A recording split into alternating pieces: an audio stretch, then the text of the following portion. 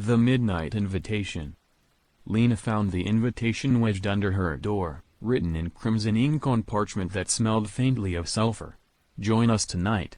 Midnight. Elmwood Cemetery Crypts. Eternal enlightenment awaits.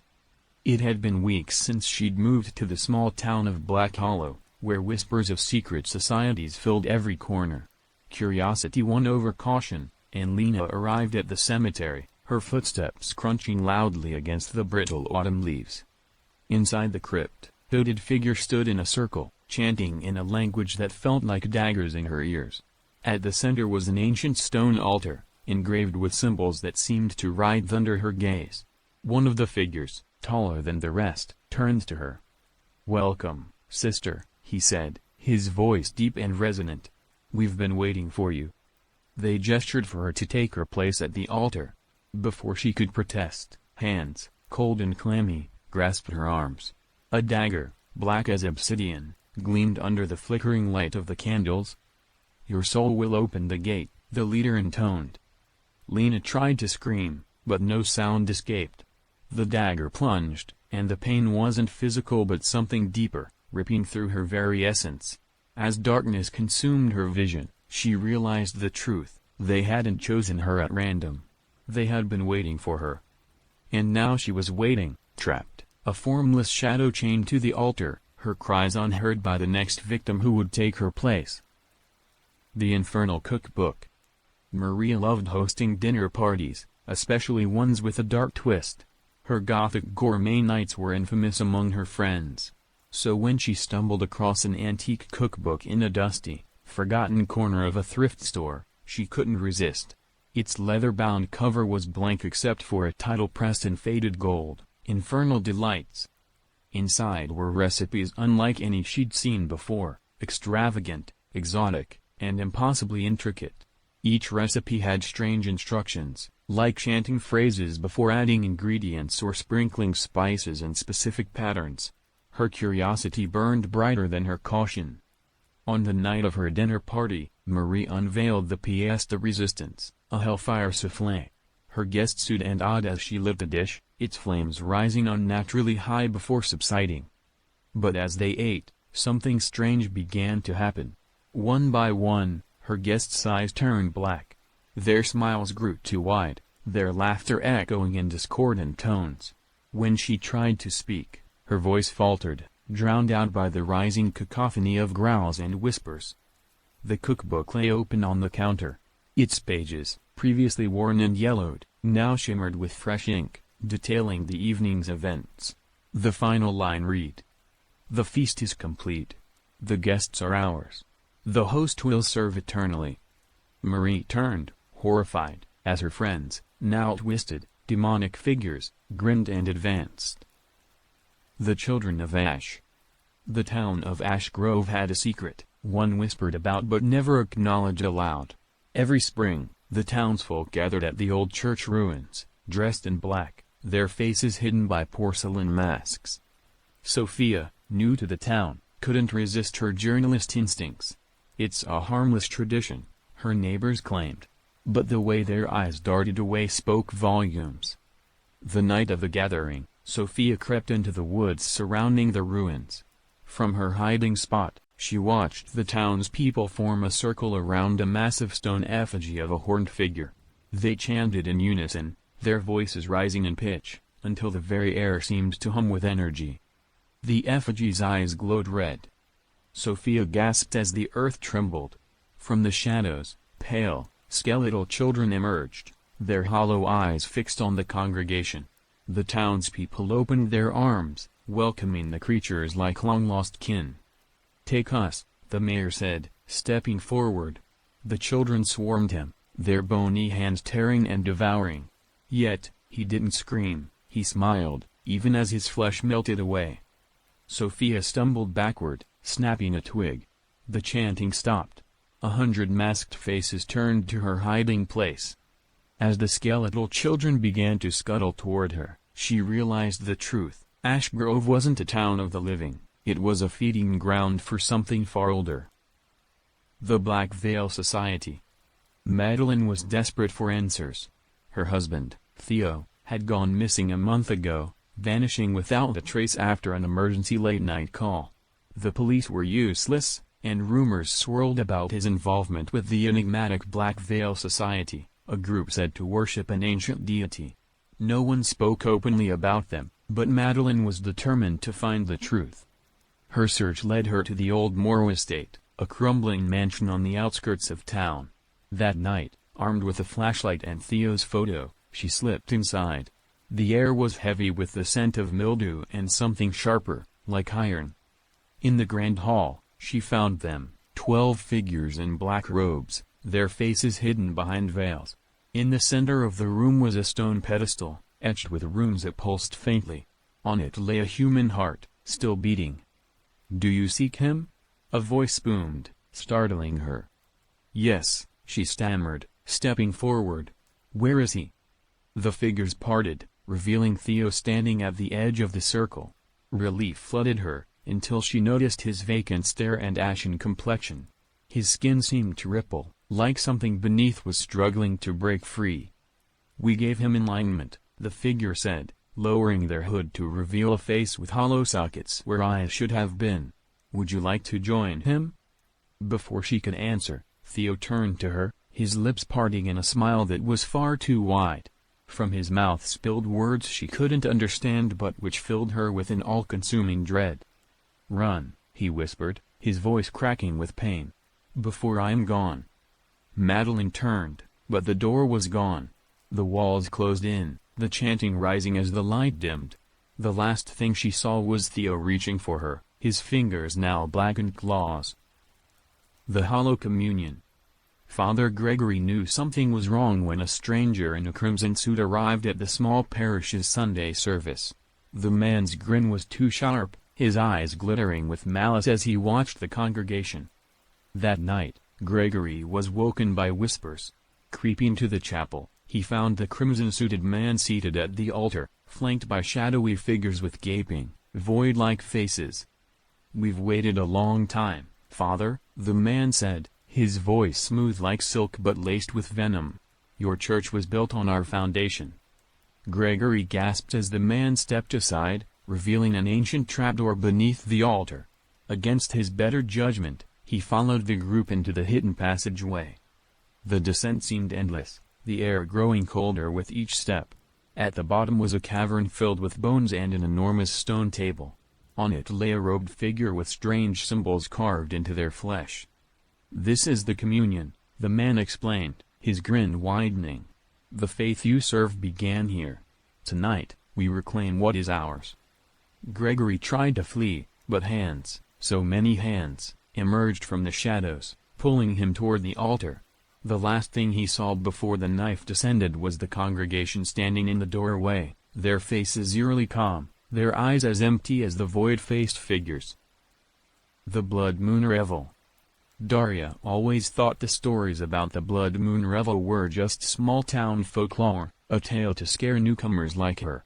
The legend said every 20 years, a secret society gathered in the abandoned high school gym to renew their pact. The only catch? No one who entered the gym that night ever returned. But when Daria stumbled upon an ornate invitation at her desk, her own name scrawled on it, she realized it wasn't just a story. Against her better judgment, she arrived at the gym at midnight. The bleachers were gone, replaced by rows of burning torches. At the center of the room was a grotesque statue, part human and part beast, with its claws extended as if waiting for an offering. A group of hooded figures surrounded the statue, chanting low and guttural prayers. One of them approached her, pulling back their hood to reveal her boss, Mr. Vance. His face was pale and gaunt, his eyes glowing with an unnatural light. "You're late," he said. "Step forward. The pact must be renewed." Before she could refuse, the ground beneath her shifted, the wood splintering into a deep crimson abyss. Hands, too many to count, shot out, grabbing her legs and pulling her down.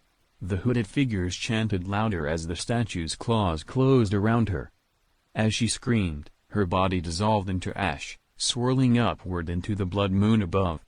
The next day, the town carried on as if nothing had happened.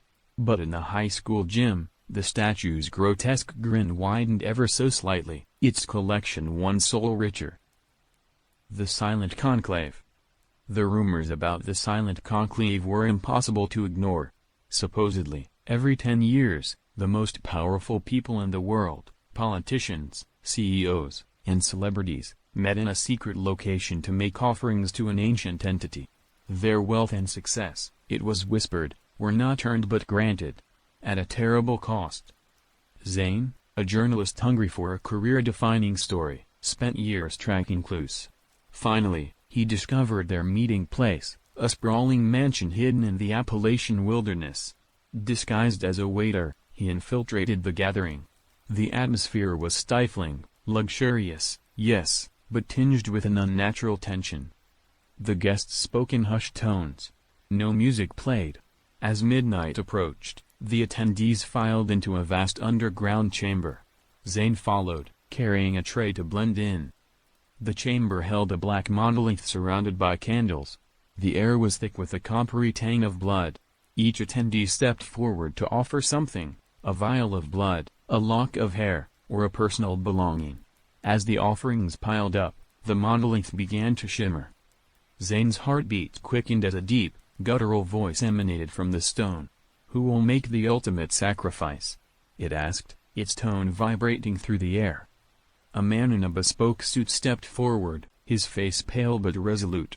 He uttered no words as he was laid upon an altar, his throat slit with a ceremonial dagger. The monolith absorbed his blood, glowing brighter. Zane turned to leave, but every head snapped toward him at once. "We see you," the voice from the monolith boomed. Before Zane could scream, the room darkened. He never made it out of the mansion. His disappearance was attributed to a simple hiking accident, but the Silent Conclave gained another offering. The Hollowed Masks. Every October, the small town of Pine Hollow held its masquerade ball, a tradition dating back to the 1800s. Attendance was mandatory, and the masks, always crafted by the mysterious artisan in town, were said to protect the wearers. No one ever questioned it, though the origin of the tradition had long been forgotten. Camilla, a newcomer, found the event charmingly old-fashioned, until she put on her mask. The moment it touched her skin, she felt a cold shiver run through her. The mask seemed alive. Its surface pulsed faintly, like a heartbeat. At the ball, Camilla noticed something strange. No one removed their masks, not even to eat or drink.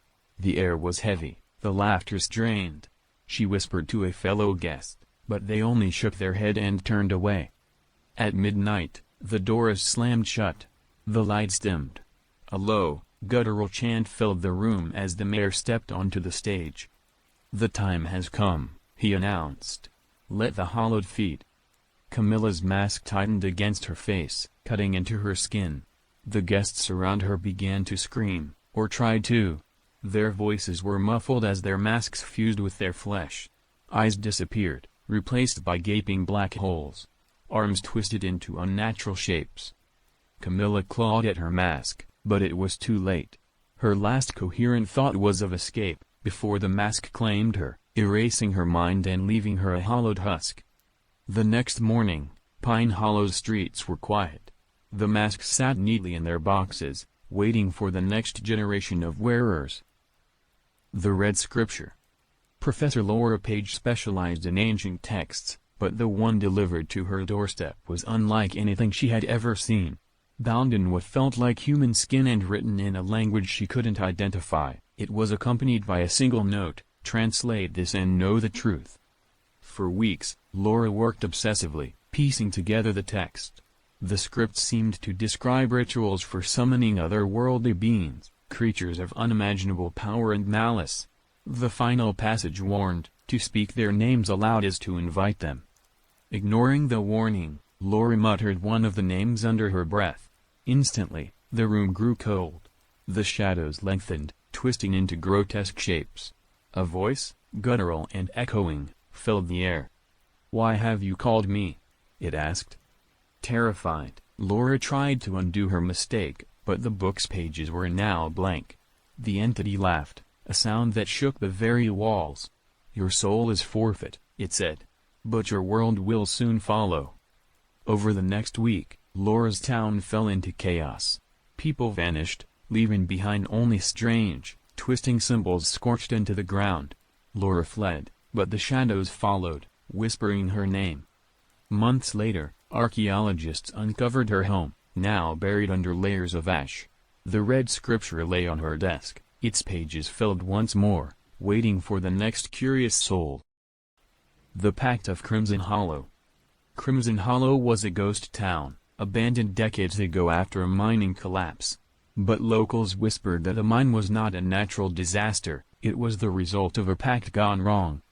Lured by greed, the town's founders had struck a deal with a being known only as the Collector. In exchange for wealth and prosperity, they agreed to give him what he was owed every 50 years. No one knew what that meant, but the town flourished, until the collapse. Decades later, adventurer Lucas and his friends decided to explore the ghost town. Deep in the mine, they found a massive iron door covered in chains. The air was thick with decay, but Lucas, emboldened by alcohol, pried the door open. Inside was a cavern filled with bones and a stone throne. On it sat a figure cloaked in shadows, its eyes glowing like embers. "You have awakened me," it said, rising to its feet. "The pact is due." The friends fled, but the shadows of Crimson Hollow followed them. Over the next year, each of them met horrific ends. One drowned in his own blood, another vanished into thin air, and a third was found with his body twisted beyond recognition. Lucas, the last survivor, returned to the mine, desperate to appease the Collector. But the figure only laughed. "It is not your life I desire," it said. "It is your world." Crimson Hollow wasn't abandoned, it was merely waiting. And now, it was awake. The Choir of Sins. Every Friday night, the abandoned cathedral at the edge of town echoed with music. No one ever saw who played or sang, but the melodies were haunting, beautiful, and always different. Some claimed the music came from a hidden choir, a group of cultists who had once worshipped something far older than the church itself. Rachel, an amateur musician, couldn't resist investigating. Armed with a recorder, she snuck into the cathedral at dusk. The air inside was damp and cold, the scent of decayed wood and wet stone overwhelming. At first, the building seemed empty. Then the music began. She followed the sound to the altar, where figures cloaked in shadow stood in perfect formation. Their voices intertwined, creating a harmony so intricate it brought Rachel to tears. She moved closer, hoping to see their faces, but their heads were tilted down, hoods obscuring their features. "Who dares disturb the Choir of Sins?" one of them rasped, their voice like a hiss of wind through cracked glass. Rachel stammered an apology, but the figures parted, revealing an organ that seemed alive. Its pipes pulsed like veins, its keys made of bone. "Join us," the figure said, extending a hand. "Play, and your talent will surpass human comprehension." Desperate to experience their power, Rachel accepted. She sat at the organ and played a single note. It reverberated through her, flooding her veins with fire. She began to play, unable to stop as her fingers moved faster and faster, the music spiraling into maddening complexity. Hours later, her lifeless body slumped over the keys. The choir's laughter echoed as Rachel's voice joined their unholy harmony. The Skinwalker's Council. The quiet desert town of Red Mesa was dying. Crops had failed, the water was drying up, and its people were leaving.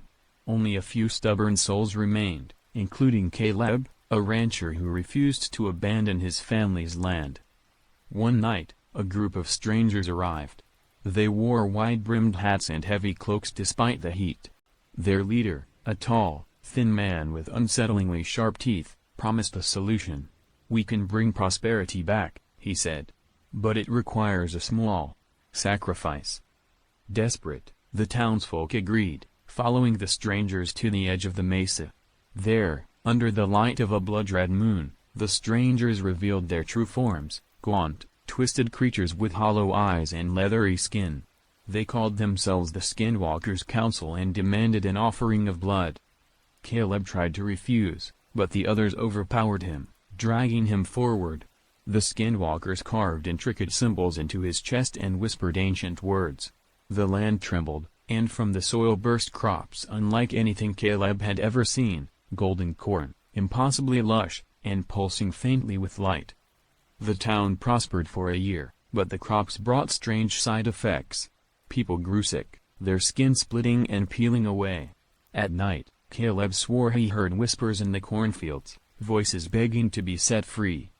When the skinwalkers returned the following year, they demanded more. Caleb realized too late, the town hadn't been saved. It had been claimed. The Bone Procession. In the village of Black Ridge, every winter solstice was marked by the Bone Procession. At midnight, a parade of robed figures carrying skeletal remains marched through the streets. The villagers were required to leave offerings on their doorsteps, food, coins, or trinkets. Those who failed to do so disappeared without a trace. Evan, a skeptic and newcomer, laughed at the villagers' warnings. When the solstice arrived, he refused to leave an offering. "It's just an old superstition," he said, closing his curtains. At midnight, the bone procession began. The sound of rattling bones and distant chanting grew louder as it approached. Evan peeked out his window and froze. The figures were faceless, their robes made of stitched-together flesh. The skeletal remains they carried weren't just animals, they were human. The procession stopped at Evan's door. A voice, deep and guttural, called out, "No offering has been made." Evan tried to hide, but his door burst open. The figures flooded in, dragging him outside. They placed him at the head of the procession, fitting him with a crown made of ribs. The next morning, the villagers found the offerings untouched, but Evan was gone.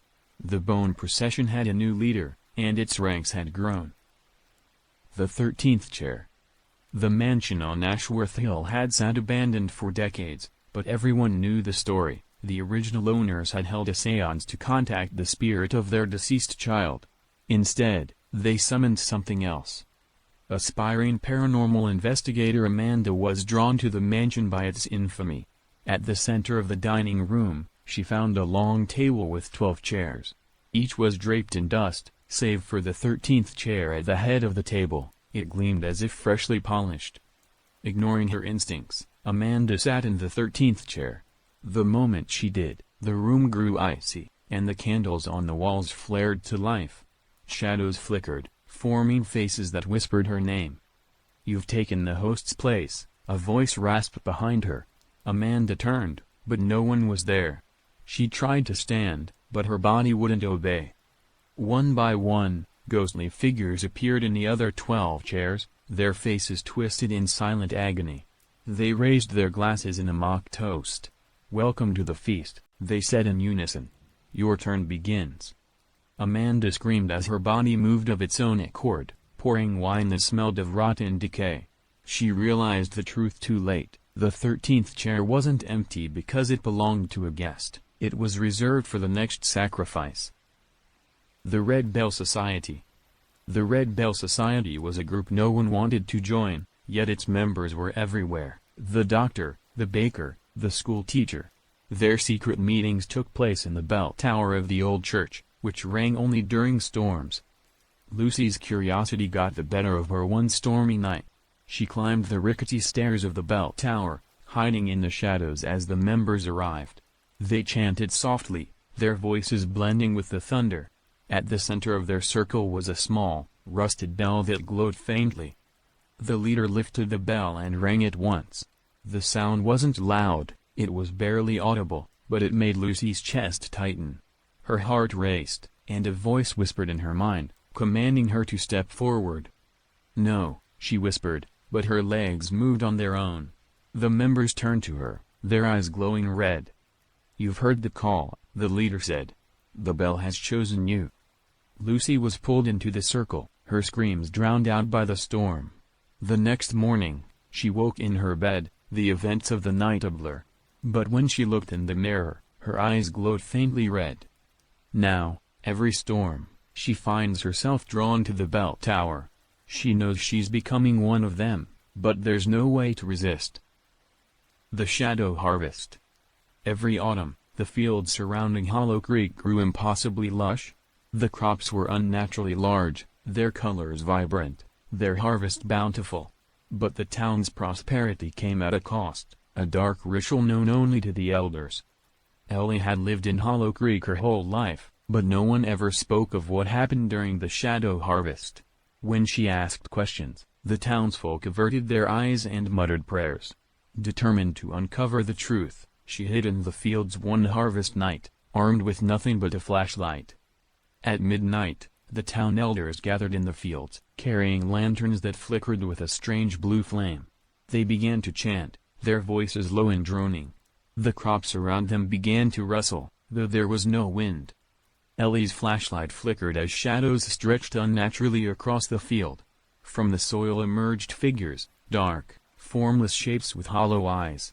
They glided toward the elders, their movements slow but deliberate.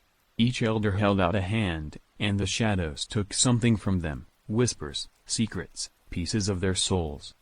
But then the shadows turned, sniffing the air, and Ellie realized her mistake. She wasn't supposed to be there. The flashlight slipped from her trembling hands as the figures began to swarm. Ellie screamed, but no sound came. When the town found her the next morning, she was kneeling in the field, her skin pale as moonlight, her eyes wide and empty. She joined the harvesters the following year, her shadow now walking beside her. The Iron Sigil. Max, a blacksmith in the isolated mountain town of Ironcliff, prided himself on his craftsmanship. But when a stranger arrived with a request to forge a sigil that cannot be destroyed, Max hesitated. The design, an intricate pattern of runes and shapes, felt wrong, as though looking at it for too long could unravel his mind. The stranger offered him a fortune, and Max reluctantly agreed. For 3 nights, he worked, but every strike of his hammer filled the air with a strange hum. The shadows in his workshop grew darker, and whispers echoed in the corners.